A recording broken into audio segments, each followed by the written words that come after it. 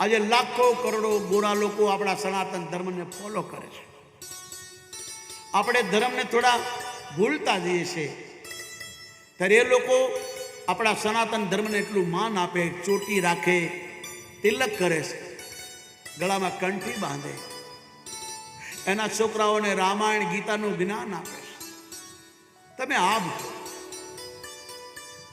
અંગ્રેજી ભલે ભણાવો પણ આપણી માતૃભાષા ગુજરાતી છે યાદ રાખજો. તમારા બાળકોને ગીતા રામાયણના કોઈ શ્લોક શીખવા.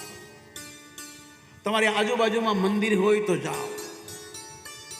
કોઈ પણ શાસ્ત્રમાં કોઈ પણ બ્રાહ્મણ દેવતા પૂજા કરાવે તો બોલે ગ્રામ દેવતા એને.